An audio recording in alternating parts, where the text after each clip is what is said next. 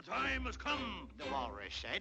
Alright, the time has come for another Atari Grab Bag.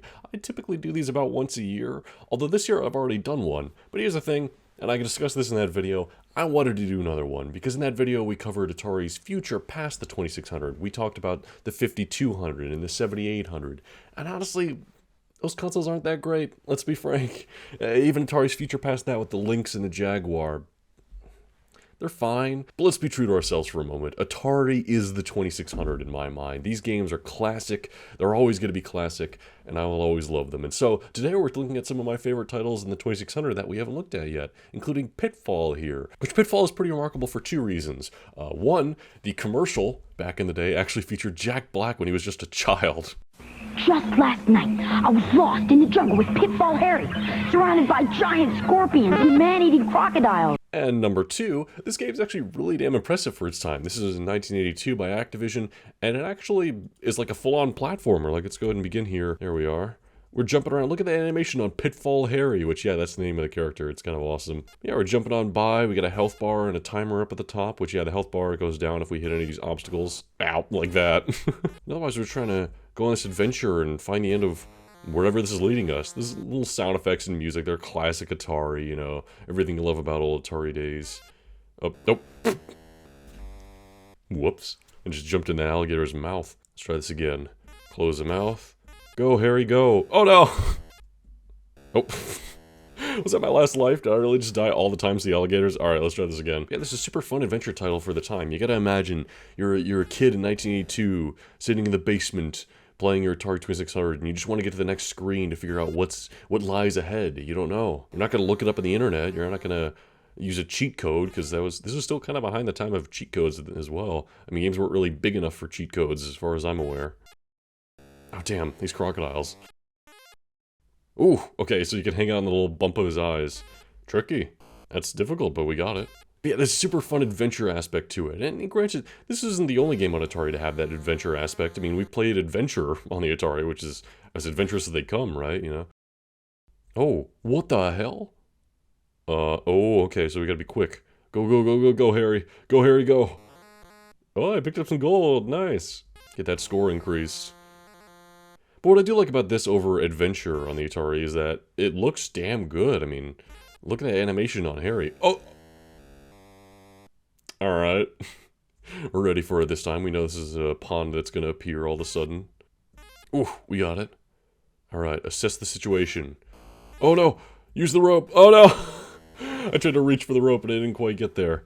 Oh well, it's a fun time regardless. Again, imagine you're a kid playing this in the 80s. It's just, it's awesome. The next game I want to take a look at here is River Raid, because this is not what I've played before, but it's another one by Activision, funny enough. They had a lot of classics back in the day. I highly doubt anyone from 41 years ago now, over 41 years probably, is still working at Activision, but still, it's a classic name. And this is an interesting kind of space shooter because it's over the water, it's not in space. Well, we also got to keep a close eye on our fuel, and we got to keep close eye where we shoot, because as you saw there, we can shoot the fuel to get rid of it, and we don't want to do that because we need the fuel.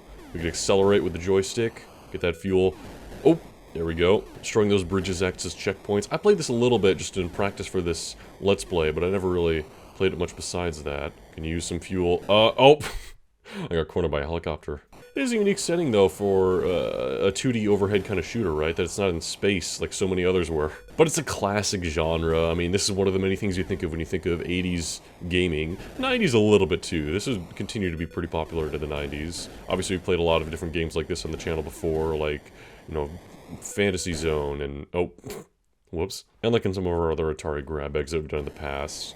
We played, like, Space Invaders before. Oh, get the fuel. Oh, no! You can't touch the walls either. You gotta be careful. Speaking of space, actually, let's cover another space title. I mean, this is the era of space and future and science fiction, right? And so there's a particular game I want to take a look at here. This is Yars Revenge. Who is Yar? Why does he want revenge? Where are we? What's happening? Who cares? It doesn't matter. It literally does not matter. It's just Yars Revenge. I played this all the time on my little plug-and-play Atari system because I didn't have an actual 2600 that you'd have to plug in the whole thing and play on a CRT. I had this little controller you'd plug into the TV and play it from there. And this is one of the games on it. And it's fun. It's classic. But it's a bit unorthodox. You would expect... Oh, whoops. It's a bit unorthodox. You'd expect us to be shooting a whole bunch of enemies here and to be dealing with a whole bunch of obstacles, but no, it's just this one the bad guy ship over there, a slow-moving projectile, and occasionally the bad guy ship will come towards us and try to get us like you saw just there. But also it's a bit unorthodox in that we don't shoot the enemy, we shoot their barrier to get rid of it. We can even ram into it, I guess, to drill into it or something. I guess that's what we're doing here. That's pretty fun. Oh, whoops, I just drove into them. We can destroy all their barrier here. It doesn't quite do anything for us. What we have to do is actually, first I'm going to wait for him to do his little projectile. What we have to do, actually, is avoid all these obstacles, get over to him, touch him, and now we have an interesting projectile up here on the left over there, which when we hit the shoot button, we fire, we gotta look out for, and then we gotta aim that at him. So it's a whole weird unorthodox method of destroying this guy, and boom! Oh, you know those classic Atari explosions, huh? And then we move on to level 2 where there's a bigger barrier wall, and it's moving, look at that. But yeah, talk about a creative idea for a space shooter, right? It's not just obstacles that are shooting at you and you're shooting at them. There's a whole bunch of other stuff going on here. I mean, the drill aspect alone is pretty unique. I like this. Blah, blah, blah, blah, blah, blah. There's so many things you can infer about the story and setting, about what exactly is going on here. What is this special projectile that we're shooting into the enemy ship? Why are we shooting into the enemy ship? How exactly are we drilling through their barrier like this? And what is their barrier? What's it made of? Bam! Look at that. So as we beat level 2 here, still 2 lives, and we're back to level 1. Yeah, it's a simple kind of game. They don't have that much in terms of the levels overall. But it's still classic, you know, and from here, you're repeating levels 1 and 2 over and over again to try and get a higher score, and this is the appeal of the game. It may seem weird to still love something like this while there's, you know, games with crazy music and story and atmosphere and all that stuff these days, but I'm always for a game like this. Give me this any day of the week and I'll have a good time. Is that weird? Am I weird for liking this still? Maybe?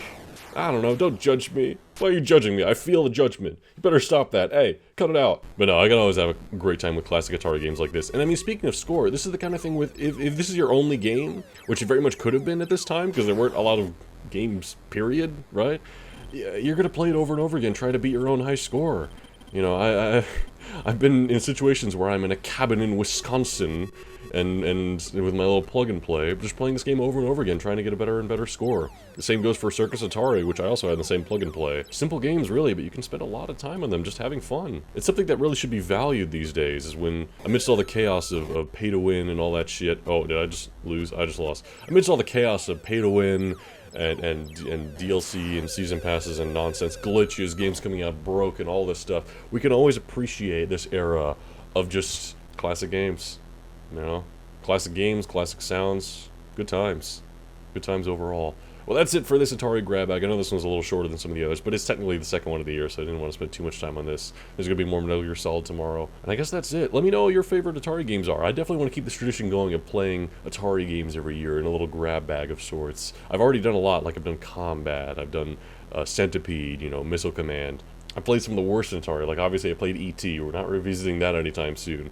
But still, there's a lot of great times to be had in the Atari 2600. It's a classic. There's a reason there's a Lego set of it right now, because people love this thing. I love it too. But anyways, that's it for today's video, and have yourself a very good day. Take care.